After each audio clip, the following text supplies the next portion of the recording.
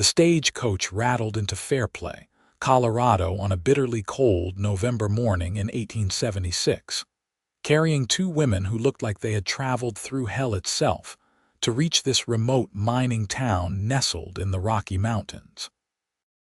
Clara Thompson pressed her face against the dusty window, her heart hammering against her ribs as she took in the rough wooden buildings lining the main street.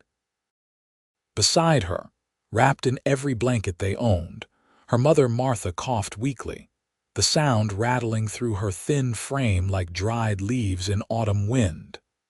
Clara reached over and squeezed her mother's fragile hand, trying to offer comfort she did not feel. "We are here, Mama," Clara whispered, smoothing back the graying hair from her mother's fevered brow. "We made it." Martha opened her eyes, glazed with illness and exhaustion. "I am sorry, daughter. I should not have come. I am nothing but a burden to you." "Never say that," Clara said fiercely, though fear clutched at her throat. Her mother had taken ill 3 weeks into their journey from Boston, and with each passing day she had grown weaker. Clara had spent nearly all their remaining money on medicine and doctor visits in the towns along the way, but nothing seemed to help. Now they had arrived at their destination with barely $10 between them, and Clara was about to meet the man she had agreed to marry, sight unseen. The stagecoach lurched to a stop in front of the general store, and the driver climbed down to open the door. "Fairplay, ladies. End of the line." Clara helped her mother down carefully, supporting most of her weight as they stood on the wooden boardwalk. The thin mountain air bit through their traveling clothes, and Clara shivered, pulling her worn shawl tighter. Around them, miners and cowboys moved along the street, most giving them curious glances before moving on with their business. "You are Clara Thompson?" a gruff voice asked from behind them. Clara turned to see a weathered man in his 60s standing there, his face lined with hard years and harder living. He wore a sheriff's badge pinned to his vest. "Yes, I am Clara Thompson. This is my mother, Martha Thompson." The sheriff's eyes moved to Martha with obvious concern. "I am Sheriff Dale. Warren Xavier asked me to meet the stage and bring you to his ranch. He is expecting just you, Miss Thompson." Clara's stomach dropped. My letter must not have reached him in time. "I wrote to explain that my mother would be accompanying me, that she had nowhere else to go after my father passed." Sheriff Dale scratched his jaw, looking uncomfortable. "Well now, that might present a problem. Warren is a good man, one of the best in these parts, but he is not exactly set up for company. He runs a small ranch about 5 miles out of town, mostly cattle with some horses, works the place by himself since his brother died last spring." "Please," Clara said, desperation creeping into her voice as her mother sagged against her. "We have traveled so far. Surely we can at least speak with him, explain the situation." The sheriff studied them both for a long moment, then sighed. "Get your bags. I will take you out there. But I cannot promise he will be pleased about this surprise." They loaded their few possessions into the sheriff's wagon, and Clara helped settle her mother in the back on a pile of hay, covering her with blankets. As they left town and headed into the surrounding hills, Clara tried not to think about what would happen if Warren Xavier turned them away.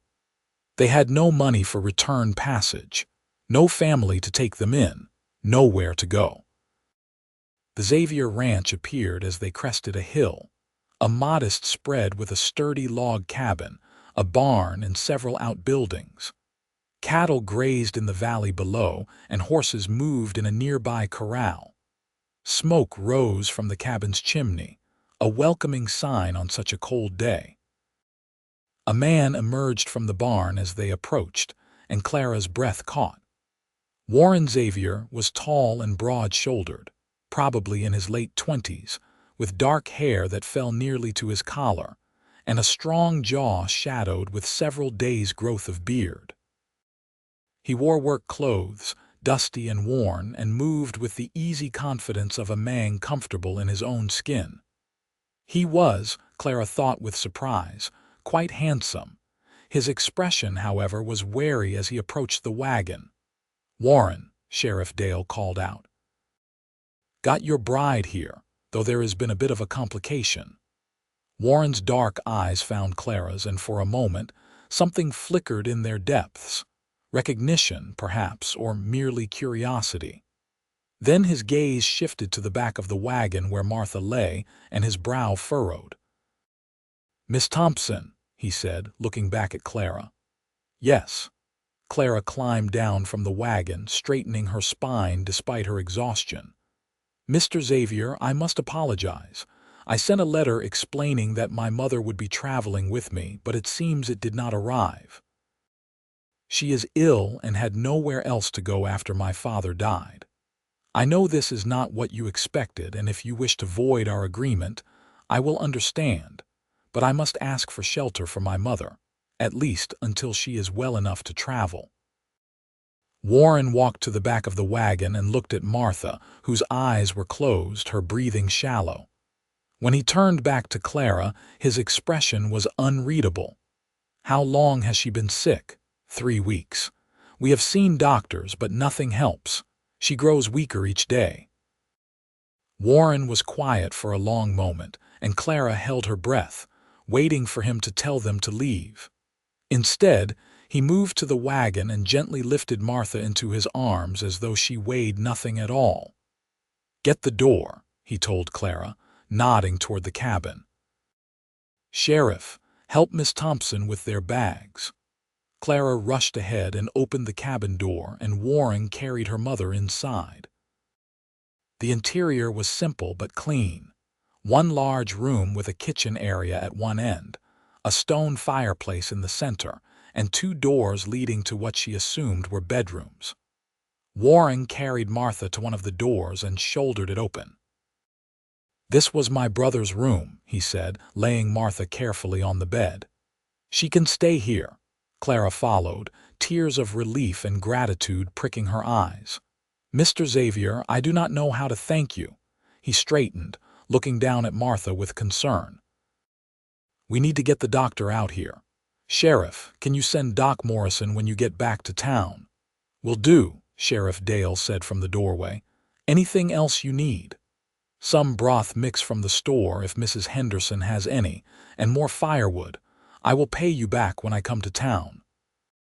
After the sheriff left, Warren set about building up the fire in the bedroom's small stove while Clara removed her mother's traveling clothes and got her settled under the quilts. Martha opened her eyes briefly. "Where are we?" "At Mr. Xavier's ranch. We are safe now, Mama. Rest." Warren appeared at Clara's elbow with a cup of water. "See if she will drink a little."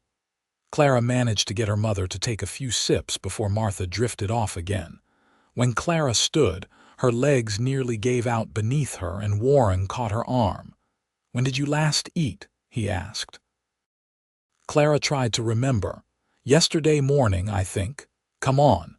He guided her out to the main room and pointed to a chair by the fireplace. "Sit." She was too tired to argue. She sank into the chair and watched as Warren moved around the kitchen with surprising competence, slicing bread and cheese, heating up what looked like leftover stew. Within minutes, he placed a plate in her hands and a cup of hot coffee on the small table beside her. "Eat," he said simply. The food was plain but good, and Clara realized she was ravenous. She ate quickly, then more slowly as Warren settled into the chair across from her with his own plate. They ate in silence for several minutes. "I really did send a letter," Clara said finally, "about my mother. Mail is unreliable out here. It probably got lost or delayed." Warren set down his empty plate. "Tell me what happened." So Clara told him about her father's death 6 months ago, leaving them with nothing but debts, about losing their home, having nowhere to turn, about seeing Warren's advertisement for a mail-order bride and writing to him in desperation, about her mother falling ill on the journey. "I know this is not what you wanted," she finished. You wanted a wife, not a sick woman to care for as well. If you want me to leave once my mother is better, I will understand. Warren studied her for a long moment with those dark, thoughtful eyes. What kind of man would I be if I turned away a sick woman? Your mother is welcome here as long as she needs. As for the rest, we will figure it out as we go. Just like that? Clara asked, surprised. Just like that. He stood and collected their plates. You look exhausted. There is a second bedroom through that door. Get some rest. I will watch over your mother. Clara wanted to protest that it was her responsibility, but exhaustion overwhelmed her. She made her way to the small bedroom, barely taking in the simple furnishings before she collapsed onto the bed and fell into a deep, dreamless sleep. She woke to darkness and the sound of voices. Disoriented, it took her a moment to remember where she was. Then she recognized her mother's weak voice and Warren's deeper one. She hurried out of bed and into her mother's room. Warren sat beside the bed, holding a cup to Martha's lips. A man Clara did not recognize stood on the other side, a medical bag at his feet. "Ah, you are awake," the man said. "I am Dr. Morrison. I have been examining your mother." Clara moved to the bedside. "How is she?" The doctor's expression was grave. "She has pneumonia and it is quite advanced. Her lungs are badly congested. I have left some medicine that should help, but I will be honest with you, Miss Thompson. The next few days will be critical. She needs rest, warmth, good food, and careful nursing." "I will provide all of that," Clara said firmly. "We will provide it," Warren corrected quietly. Dr. Morrison nodded. "I will check back in 2 days. In the meantime, keep her warm, get fluids into her as much as possible, and make sure she takes the medicine every 4 hours." He gathered his things and Warren walked him out. Clara sat on the bed and took her mother's hand. Martha's eyes opened, clearer than they had been in days. "That man, Warren," Martha whispered. "He is a good one, Clara, I can tell." "Yes, Mama, now hush and rest. Promise me something." Martha's grip tightened weakly. "If I do not make it through this, you will stay. You will build a life here. You deserve happiness." "You are going to be fine," Clara said, but her voice shook. Warren appeared in the doorway. "You should eat something, then get some more rest. I will sit with her tonight." "I cannot ask you to do that." "You are not asking, I am offering." His tone left no room for argument. Over the next 3 days, Clara learned that Warren Xavier was indeed a good man, perhaps the best she had ever known. He took care of the ranch work during the day, but every spare moment was spent helping care for Martha. He carried her to the chair by the fire so Clara could change the sheets.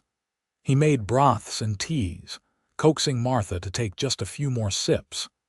He sat up through long nights when Martha's fever spiked, bathing her forehead with cool cloths while Clara dozed fitfully in the chair. Clara found herself watching him when he did not notice. The gentle way he handled her mother, so careful and kind. The quiet competence with which he managed everything. The way his eyes crinkled at the corners when Martha managed a weak joke. She had expected many things from this arrangement, but she had not expected to find herself developing feelings for this man she barely knew. On the 4th day, Martha's fever finally broke. When Dr. Morrison came for his checkup, he pronounced her over the worst of it, though she would need weeks of rest to fully recover. "You two did well," the doctor told Clara and Warren as they stood on the porch. "Not many would have worked so hard for someone they barely know." After he left, Clara turned to Warren. "I need to speak with you." They walked a short distance from the cabin and Clara wrapped her arms around herself against the cold December wind. "My mother is on the mend, thank God, but I must be honest with you about our situation." She took a deep breath. "We have almost no money left. I have no way to repay you for all you have done, for the doctor's visits, the medicine, the food.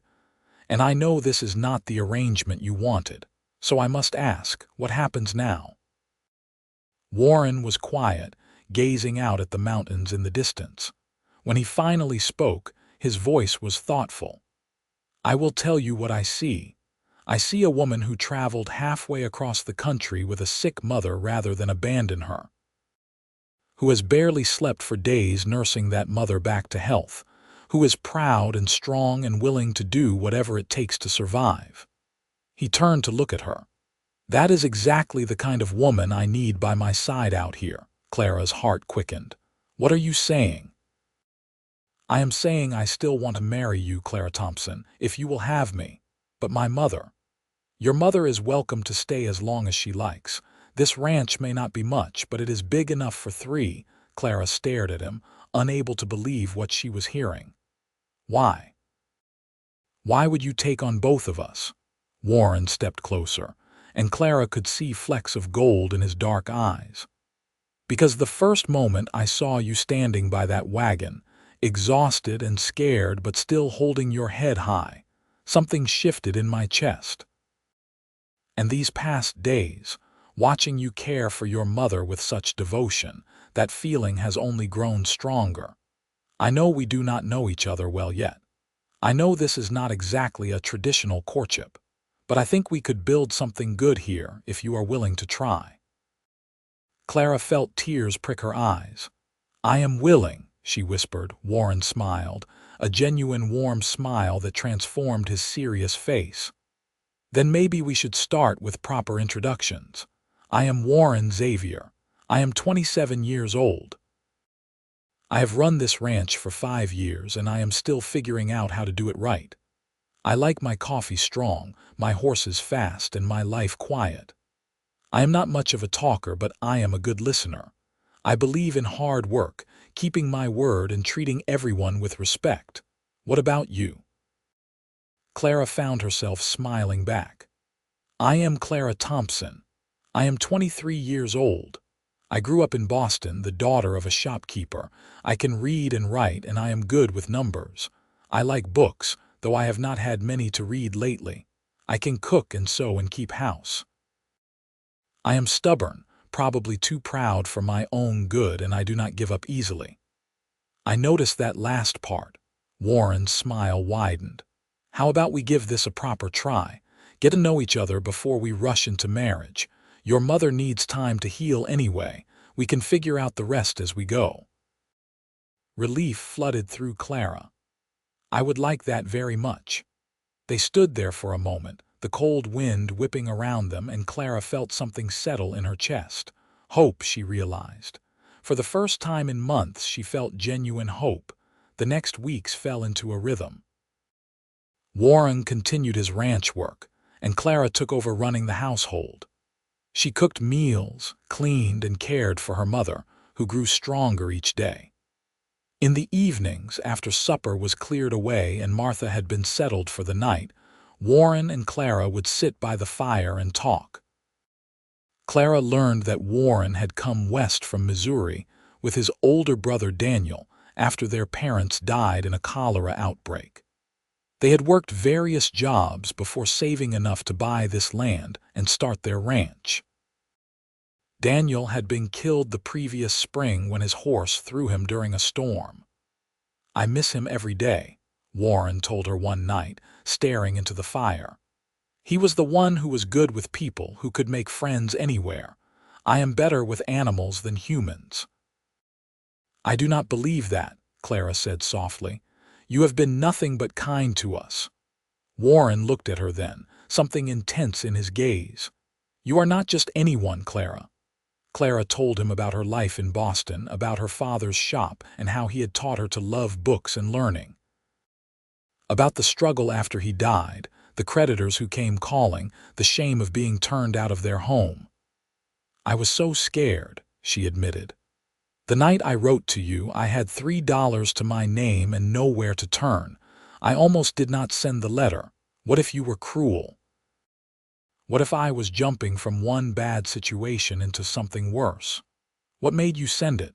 Clara thought back to that desperate night. "My mother said something.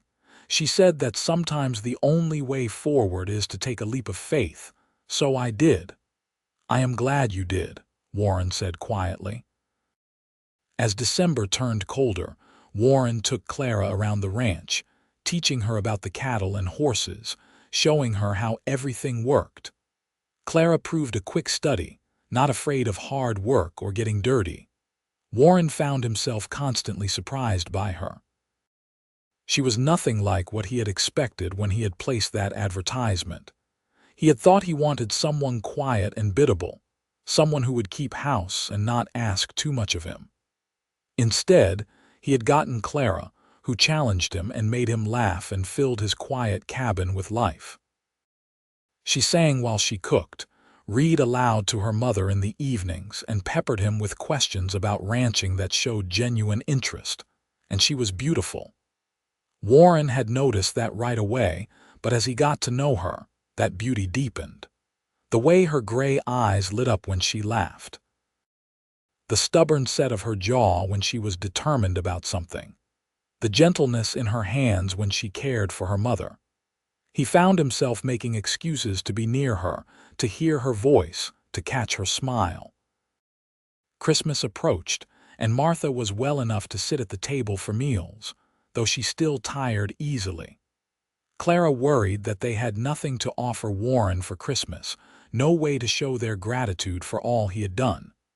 "Nonsense," Martha said when Clara voiced this concern. "We will make him something. Your father taught you to bind books, did he not?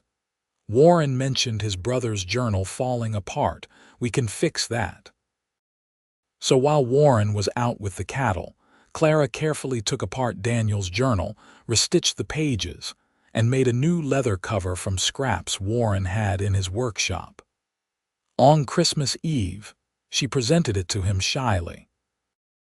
Warren held the journal carefully, running his fingers over the new binding. "Clara, this is remarkable. How did you do this? My father taught me. He loved books, wanted me to know how to care for them properly."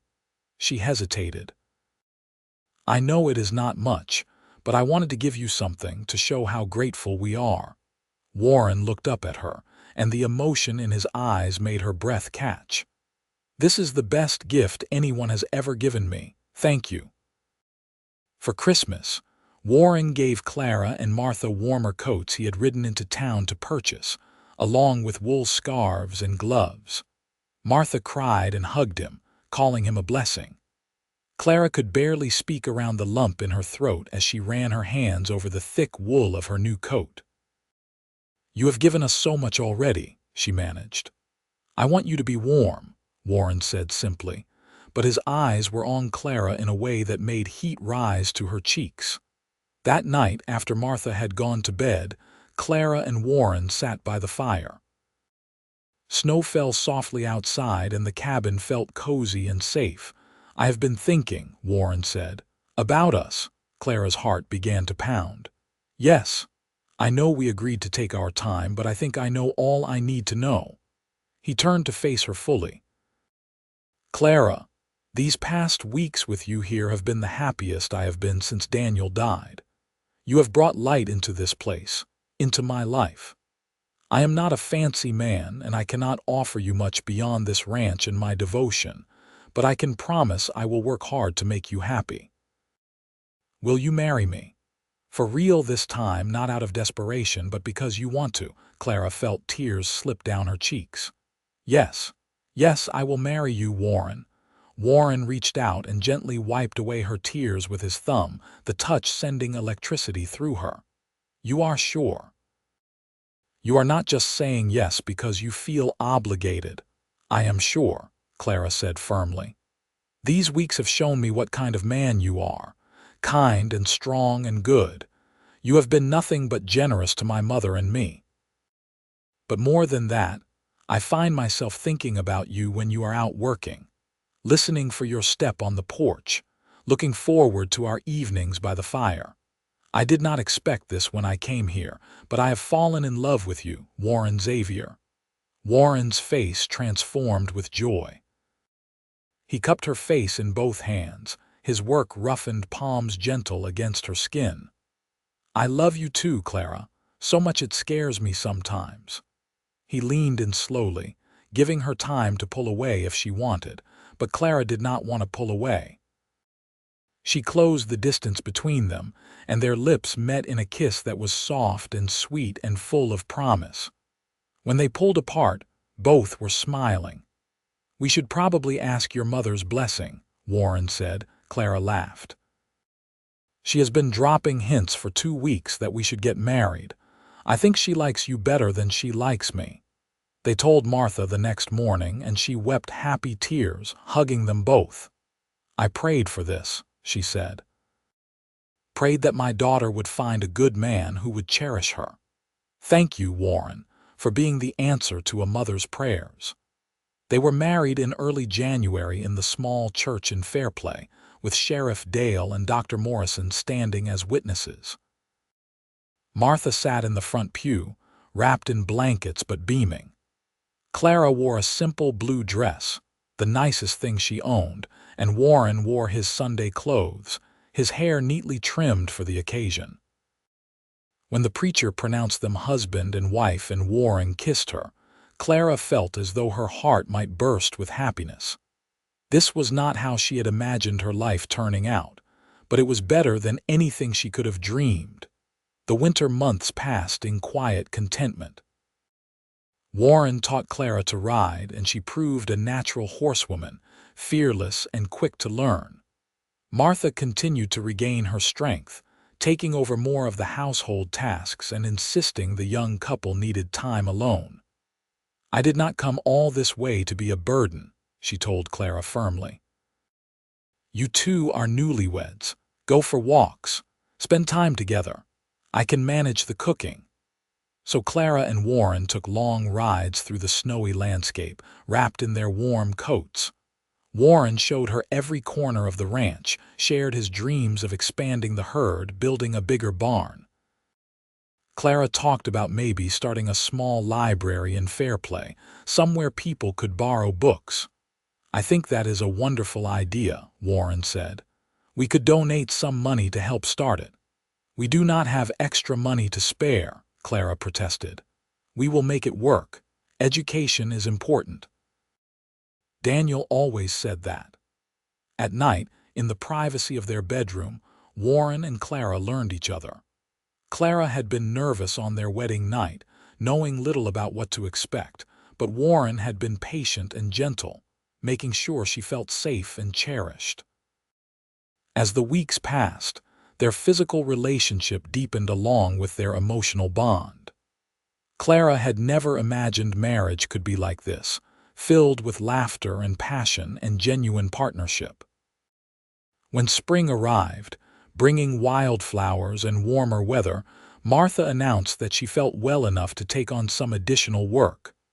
"I have been thinking," she said one evening at supper. "This town needs a seamstress. I saw several women in church wearing dresses that are practically falling apart. I could take in mending and sewing. Bring in a little money." "You do not need to do that," Warren said. "You are welcome here regardless. I know that, and I am grateful, but I need to contribute to feel useful." Martha's voice was firm. "I am not asking permission. I am telling you what I am going to do." Warren looked at Clara, who shrugged, fighting a smile. "She is a Thompson woman. We are stubborn, remember," so Martha started taking in sewing, and word spread quickly. Women came from town and from surrounding ranches, bringing clothes to be mended or fabric to be made into dresses. Martha's skill was evident, and soon she had more work than she could handle. "Maybe we should build her a proper workroom," Warren suggested to Clara. "There is space off the back of the house. I could add on a room with good windows for light." Clara hugged him. "You are too good to us." "You are my family," Warren said simply. "I take care of my family." Warren spent his spare time that spring building the workroom, and by June, Martha had a bright, spacious area for her sewing. She was thriving, healthier than she had been in years, and Clara suspected the work was part of the reason. Her mother had always needed to feel productive. One warm July evening, Clara realized she had missed her monthly courses. Twice now. She sat on the edge of the bed, hand pressed to her still flat stomach, joy and fear warring inside her. Warren found her there when he came in from evening chores. "What is wrong?" Clara looked up at him, tears in her eyes. "Nothing is wrong. Everything is right. I think I am carrying your child." Warren froze for just a moment, then a huge smile spread across his face. He crossed the room in 2 strides and pulled her into his arms, spinning her around. "A baby, truly." "I think so. I should probably see Dr. Morrison to be sure, but all the signs are there." Warren set her down gently, as if she might break. "How do you feel? Are you well? Do you need to sit down? Should you be resting?" Clara laughed through her tears. "I feel fine. A little tired, perhaps, but fine. Women have been having babies since the beginning of time, Warren. I am not made of glass." But Warren fussed over her anyway, and Clara found it endearing. When they told Martha, she cried happy tears and immediately began planning, talking about baby clothes and blankets she would make. Dr. Morrison confirmed the pregnancy in August and told Clara the baby would likely arrive in early February. Warren became even more protective, insisting Clara not overwork herself, though she felt perfectly healthy. The pregnancy progressed smoothly, and as autumn painted the mountains gold and red, Clara's belly began to round. "I love you," Warren told her one night, his hand resting on her stomach where their child grew. "I love you and this baby more than I knew it was possible to love." Clara covered his hand with hers. "I love you too. Thank you for taking a chance on a desperate woman and her sick mother." "Best decision I ever made," Warren said, kissing her softly. As Clara's due date approached, Warren grew increasingly nervous. He made sure they had everything they might need, checked and rechecked the supplies Dr. Morrison had left. He barely left Clara's side, even bringing his ranch paperwork into the house so he could work near her. "I will be fine," Clara assured him for the 100th time. "Women do this every day." "Not my woman," Warren said stubbornly. "Not my child." When Clara's labor started on a cold February night, Warren sent one of the ranch hands racing to town for Dr. Morrison while he and Martha helped Clara through the contractions. Warren held her hand, wiped her face, whispered encouragement even as fear showed in his eyes. "I am scared," he admitted when Martha stepped out of the room briefly. "So am I," Clara said through gritted teeth as another contraction hit. "But we will get through this together." The labor was long and difficult, lasting through the night and into the next day. Warren never left her side, even when Martha suggested he might want to wait outside. When Dr. Morrison finally placed a squalling, red-faced baby boy in Clara's arms, Warren wept openly. "A son," he breathed, touching the baby's tiny hand with one finger. "We have a son." They named him Daniel Warren Xavier, after Warren's brother and father. Little Daniel was a healthy baby with a strong set of lungs and his father's dark hair. Warren was besotted from the first moment, spending hours just watching his son sleep. "I never knew I could feel like this," he told Clara one night, the baby asleep between them. "Like my heart is walking around outside my body." Martha doted on her grandson, and the house rang with baby cries and laughter. Life on the ranch adjusted to accommodate the newest member of the family. Warren hired an additional ranch hand to help with work, so he could spend more time with Clara and Daniel. As spring returned, and Daniel grew stronger, Clara found herself marveling at how much her life had changed. 2 years ago, she had been desperate and scared, arriving in a strange town with a dying mother and no prospects. Now she had a husband who loved her, a healthy mother, and a beautiful son. The ranch was prospering, and she was happier than she had ever imagined possible. "What are you thinking about?" Warren asked one afternoon. They sat on the porch watching Martha play with Daniel in the yard. How different everything is from what I expected, Clara said. How much better. Warren took her hand, lacing their fingers together. I think about that too. About how empty this place was before you came. How empty I was. We saved each other, Clara said softly. Yes, we did. The years that followed brought both challenges and joys.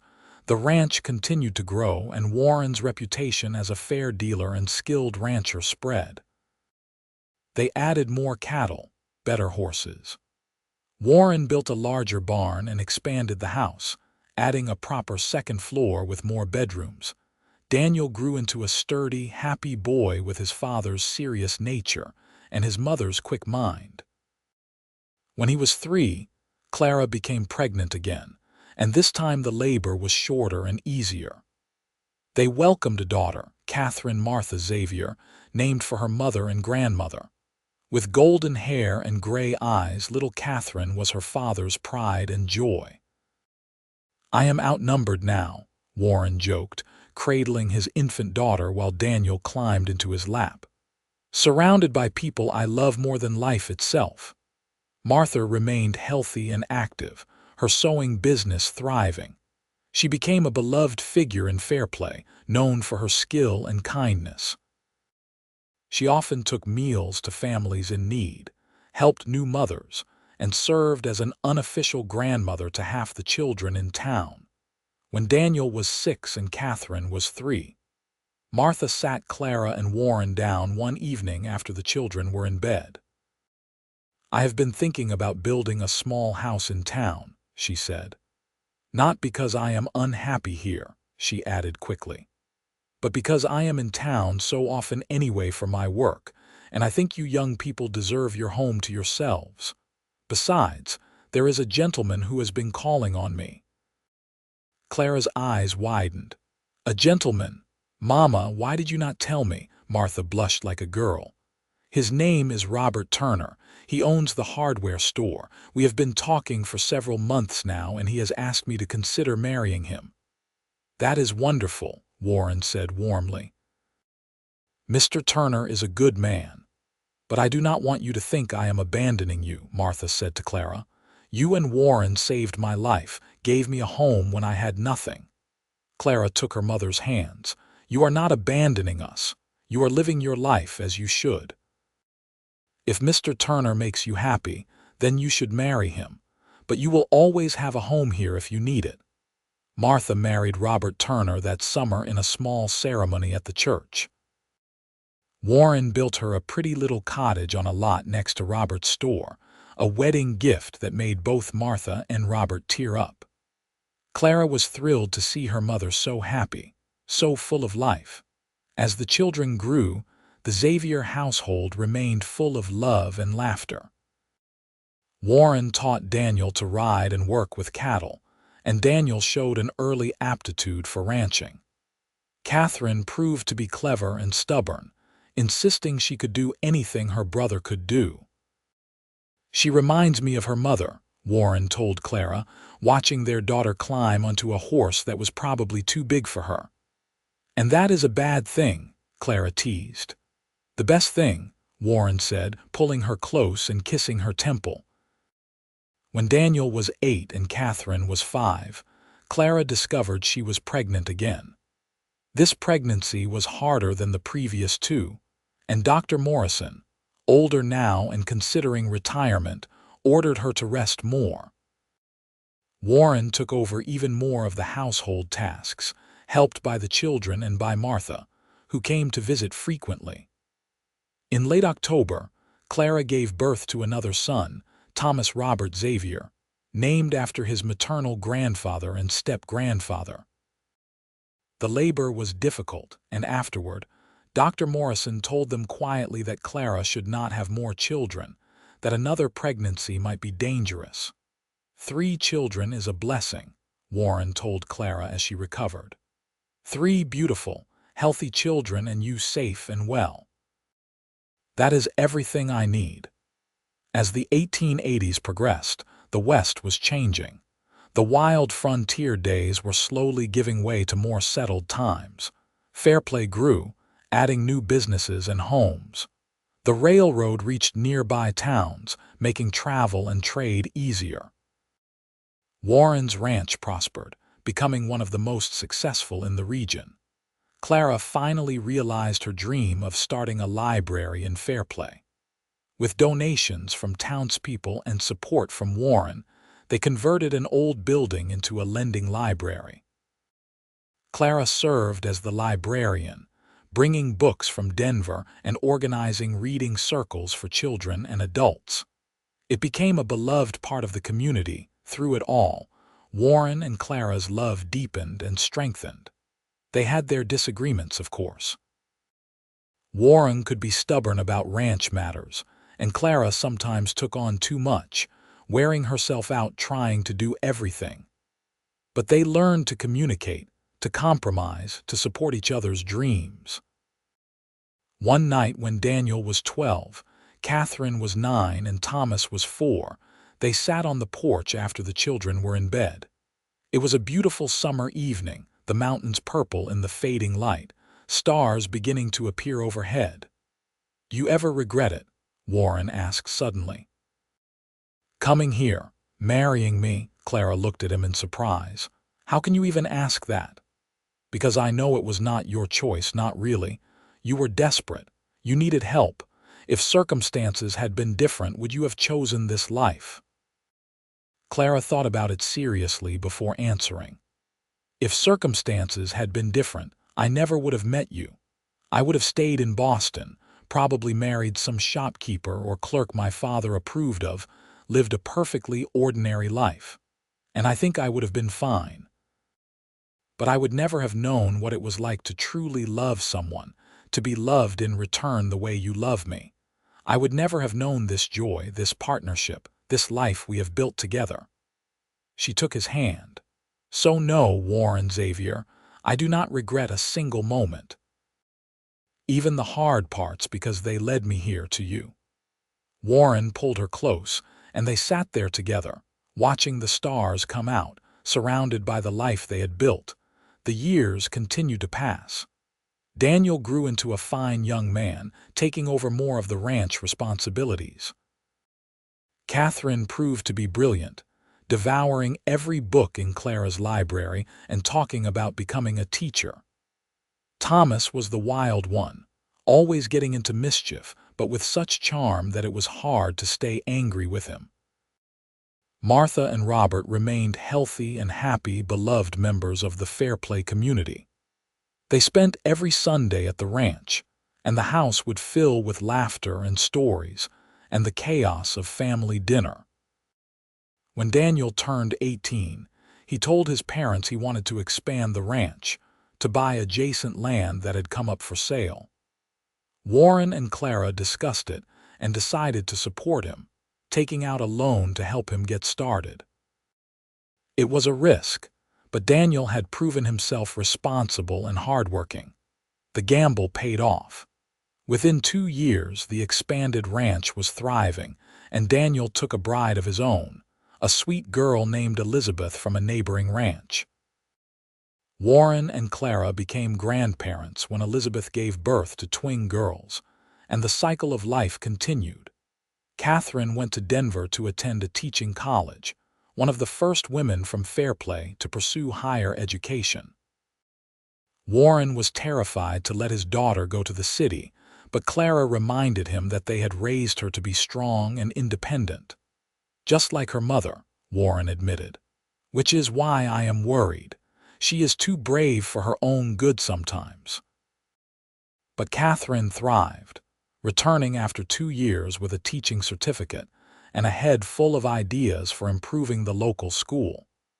She took a position as a teacher in Fairplay and quickly became known for her innovative methods and genuine care for her students.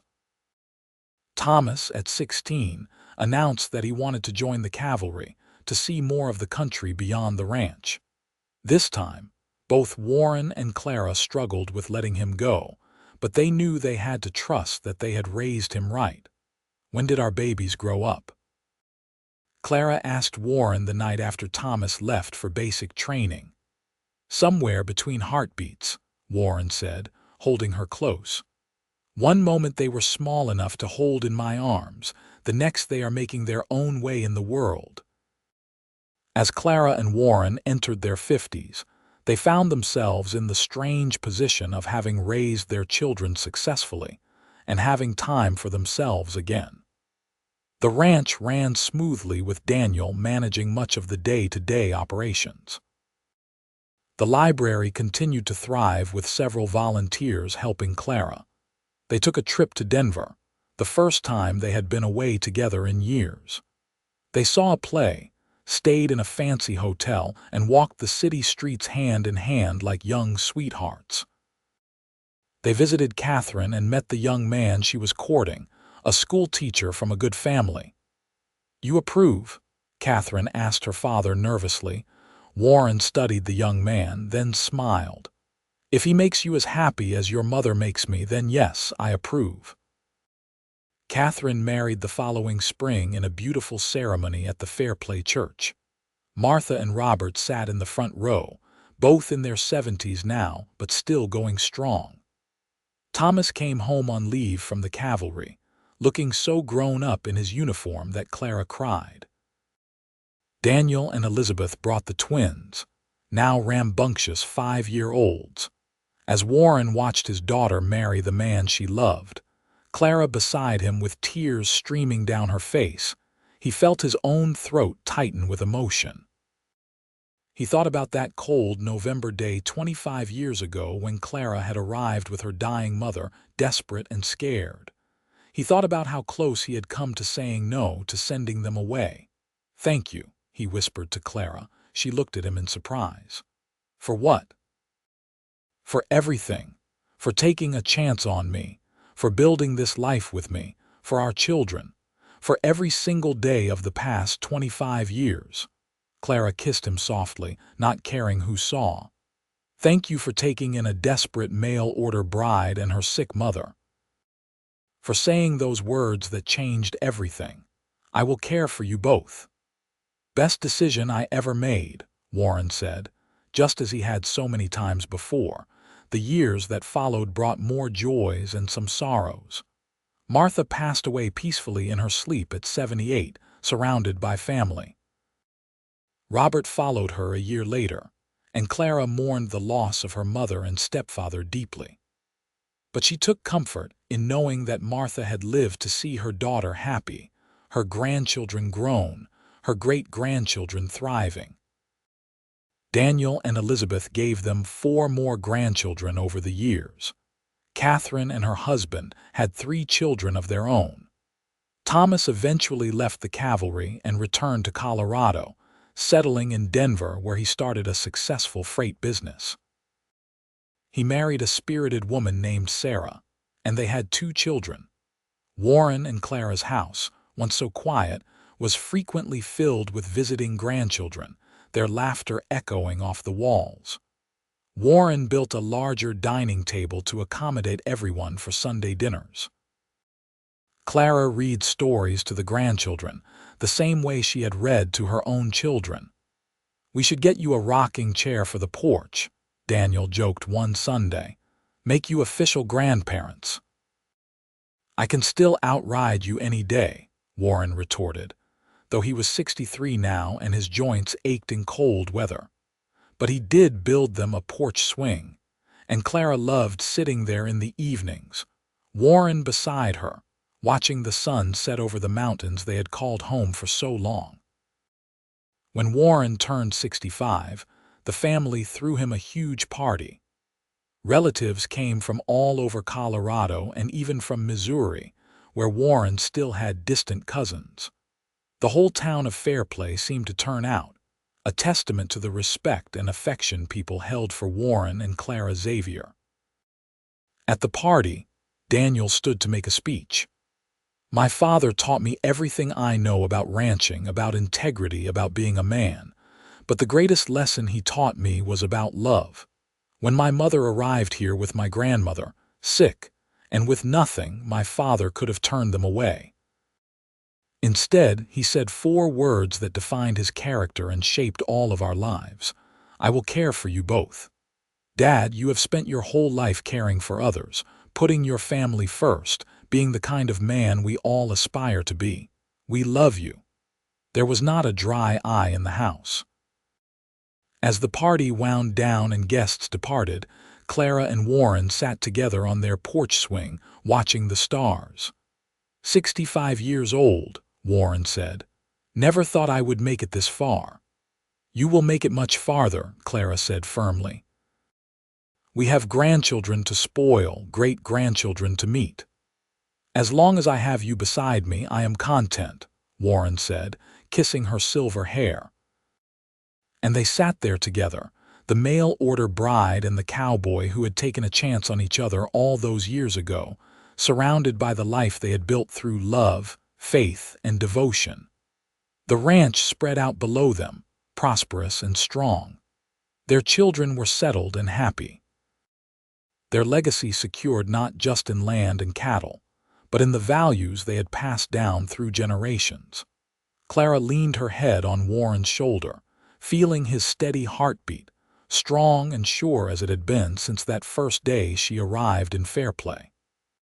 She thought about the frightened young woman she had been, the sick mother she had brought with her, the uncertain future they had faced, and she thought about the words that had changed everything. "I will care for you both," words that had turned into a lifetime of love. They continued to work the ranch into their 70s, though they left more of the heavy work to Daniel and the ranch hands. Warren still rode out most days, checking on the cattle, making sure everything ran smoothly. Clara still managed the library, though she had trained several young women to help. Their love remained constant through the years, deepening with time rather than fading. They still held hands walking from the house to the barn. They still kissed goodnight every evening. They still looked at each other across a crowded room and smiled, sharing some private joke or memory. When Clara turned 70, their children and grandchildren gathered again for a celebration.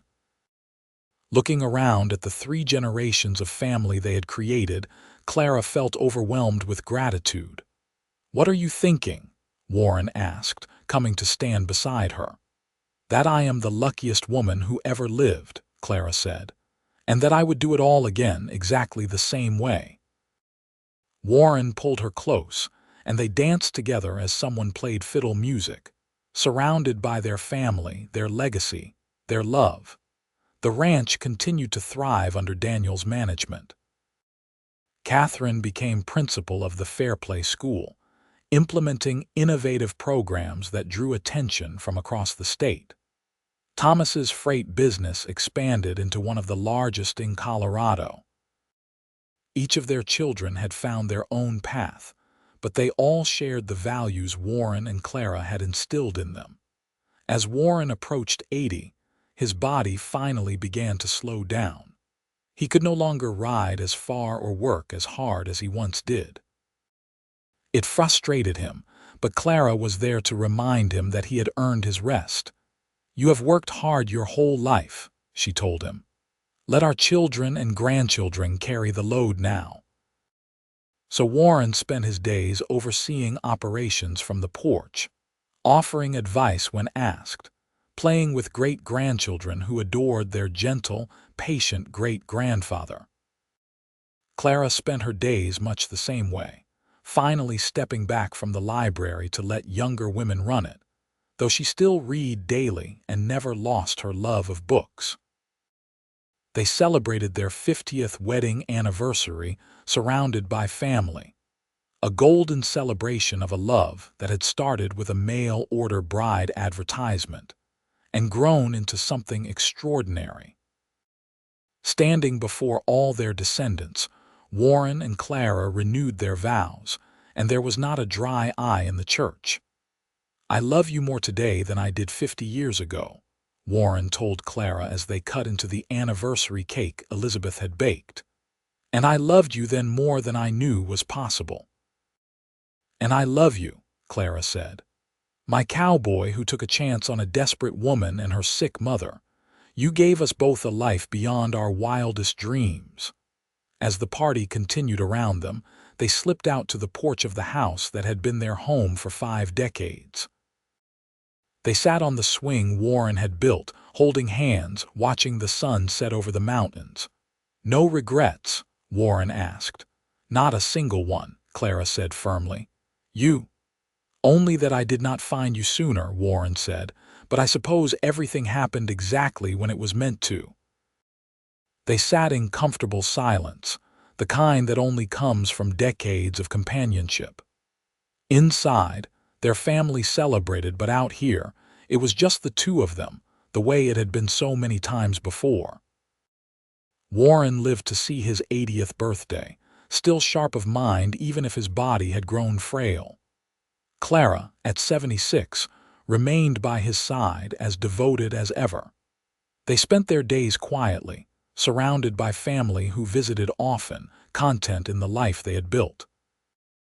On a warm spring evening, Warren passed away peacefully in his sleep, Clara holding his hand. He simply closed his eyes and did not open them again, slipping away as gently as a sunset. Clara sat with him for a long time, tears streaming down her face but a smile on her lips. "Thank you, my love," she whispered, "for every day, for every moment, for caring for us both, just as you promised." Warren was buried on a hill overlooking the ranch he had built, under a tree he had planted the year Daniel was born. The entire town of Fairplay turned out for his funeral, along with family from across the state. The minister spoke of Warren's integrity, his kindness, his devotion to family. But it was Daniel who gave the eulogy that truly captured who his father had been. "My father was not a complicated man," Daniel said. "He believed in hard work, honesty, and taking care of those you love. When my mother and grandmother arrived here, desperate and scared, he did not see a burden. He saw people who needed help and he helped them, no questions asked." That was who he was. A man who kept his promises, who loved deeply, who lived with integrity every single day. The greatest gift he gave me was showing me what it means to be a good man, a good husband, a good father. I will miss him every day for the rest of my life. Clara lived another 5 years after Warren passed, surrounded by her children and grandchildren. She never remarried, saying that she had been blessed with one great love, and that was enough for a lifetime. She spent her remaining years telling stories to her great-grandchildren about their great-grandfather, making sure they knew what kind of man he had been. She passed away quietly one winter evening, sitting in the porch swing Warren had built, a book open in her lap. Catherine found her there the next morning, a peaceful smile on her face, and they knew she had gone to join Warren. Clara was buried beside Warren on the hill, their graves marked with a simple stone that read, Warren Xavier, 1849–1929, and Clara Xavier, 1853–1934.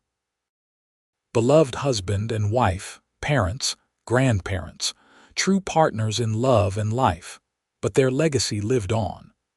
The ranch continued to thrive under Daniel's children and grandchildren.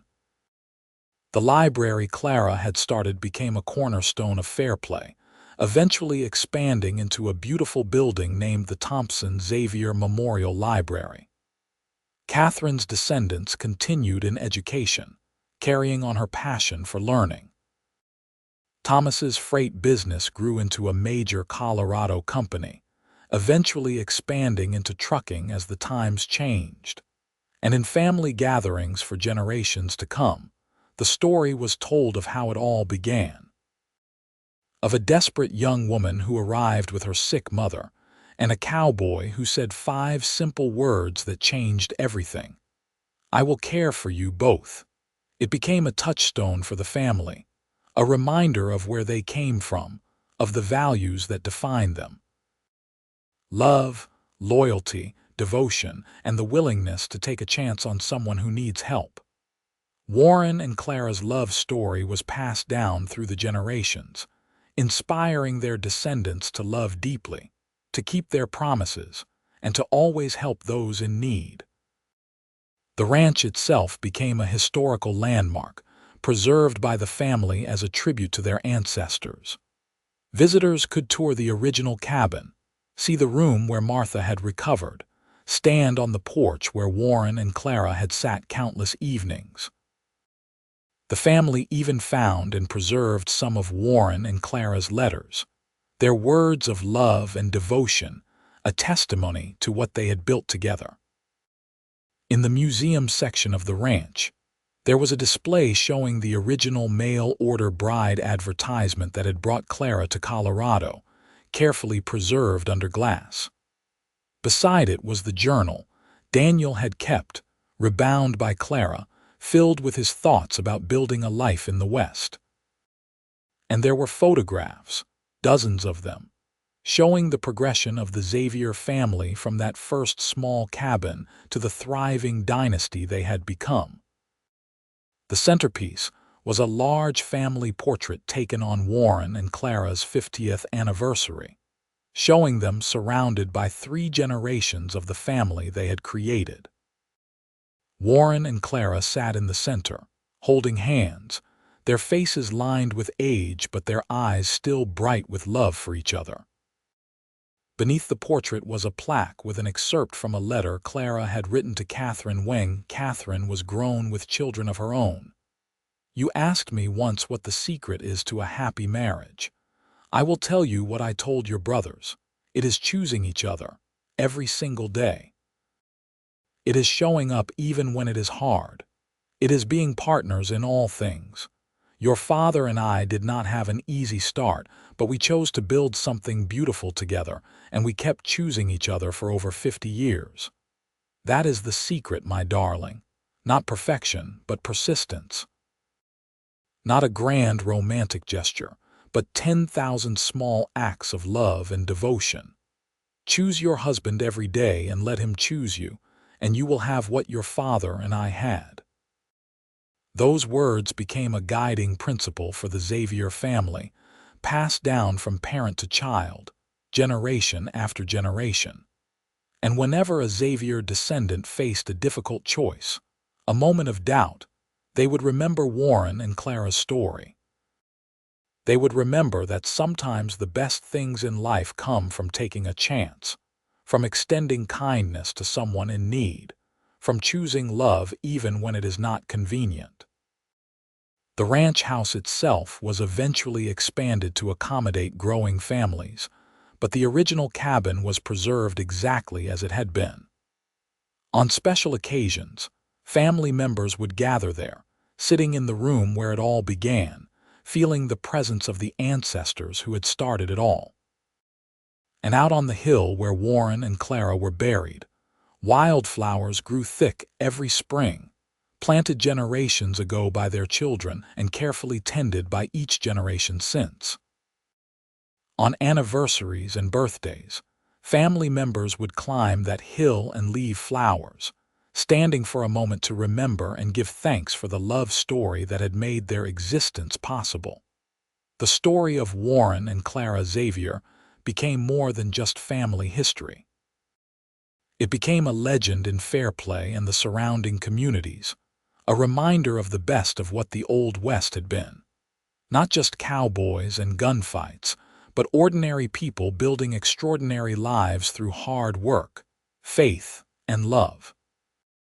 And sometimes, on quiet evenings, locals swore they could see 2 figures sitting on the old porch swing at the ranch, holding hands and watching the sunset.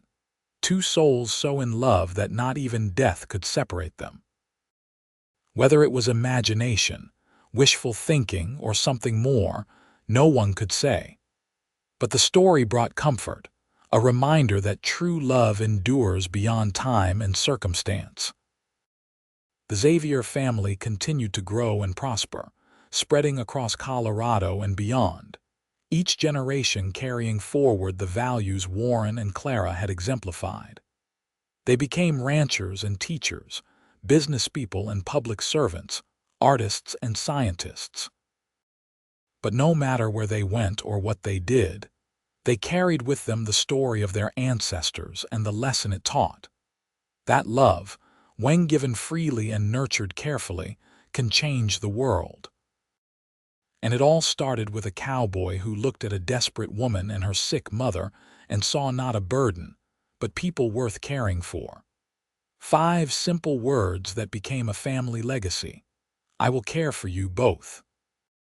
Words that were lived out every day in the way Warren cared for Clara, in the way they both cared for Martha, in the way they raised their children, in the values they passed down through generations. That was the true treasure the Xavier family inherited, not just land or money or even the ranch itself, but the example of what it means to love truly and live with integrity. And that legacy continued, growing and spreading like the wildflowers on that hillside, beauty springing from a simple act of kindness that happened on a cold November day in 1876. The ranch stood as a testament to what one good decision can create, to how one moment of compassion can ripple through time, affecting hundreds of lives across multiple generations. And at the heart of it all was a love story, simple and profound, between a mail-order bride and the cowboy, who chose to care for her and her mother, who chose love over convenience, who built something lasting and beautiful in the wild Colorado mountains. Their story ended, as all stories must, with death. But the love they shared, the family they created, the values they lived by, those things never died. They lived on in their descendants, in the land they had cultivated, in the community they had helped build, in the countless lives they had touched through their example. And so the story of Warren and Clara Xavier became immortal, a love story for the ages, proof that sometimes the best things in life come from taking a chance on love, from choosing compassion, from keeping your promises no matter what. A cowboy and a mail-order bride who found each other through desperation and correspondence and built a love that would echo through generations. That was their legacy. That was their triumph. And that was the happy ending they had earned through decades of devotion, partnership, and unwavering love. The end.